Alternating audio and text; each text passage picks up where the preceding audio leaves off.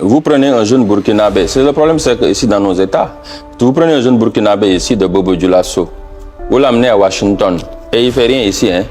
Il est là en train de boire café parce qu'on ne lui donne pas des opportunités. Il a 4 diplômes, je ne sais pas quoi. Il n'a même pas de diplôme. Tu l'amènes, il ne fait rien ici, tu l'amènes à Washington, à New York. Un an après, tu reviens, il va être un leader là-bas. C'est la même chose pour le jeune Sénégalais comme moi qui a quitté Kaolack, qui n'avait même pas 100 francs là pour boire Ataya. D'accord? Je descends à Washington, je descends à New York avec $20.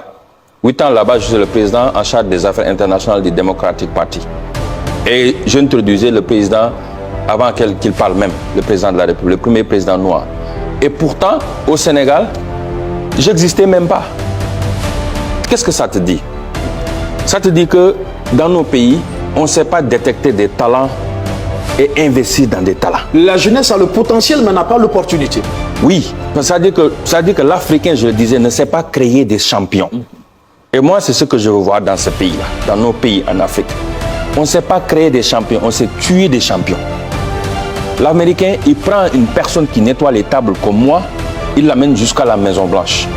Il prend un jeune Mamadou, Sénégalais ou Burkinabé qui vient d'arriver, de rien, pas de parents, pas de background, pas d'anglais. Il le regarde travailler jusqu'à ce qu'il lui fasse l'un des meilleurs docteurs ou scientifiques comme Cheikh Modibo Diarra jusqu'à NASA. Et eux, ils utilisent ça comme success story pour montrer aux autres, ah, lui là, on peut partir de rien. C'est l'exemple de from nothing you can be something.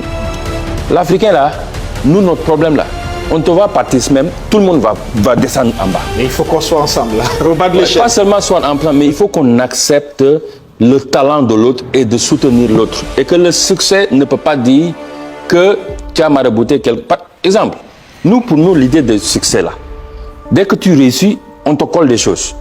Il a marabouté quelqu'un, il a volé l'argent et il devait faire quelque chose pour y arriver. Mais on ne croit pas au succès de nos frères et sœurs.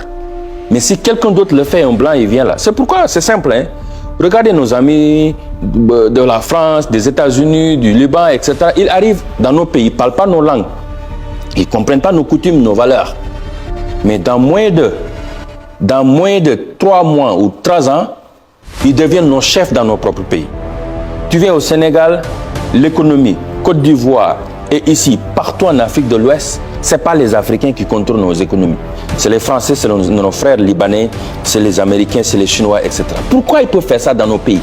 Parce que nous, on est très busy, occupés, en train de se tuer, en train de se battre entre nous, en train de se saboter. Si tu fais des choses, même si on doit accepter, on va dire, ouais, mais parce qu'il est comme ça, il est comme ça. On va tout faire pour te... Regarde, la diaspora, comme on retourne pour investir, on va tout faire pour nous décourager. Beaucoup de la diaspora, je connais, mais très bien, hein, ils laissent tout derrière pour revenir, investir avec leurs moyens. Au lieu que les États les aident, ils essaient toujours de les décourager, de les tuer.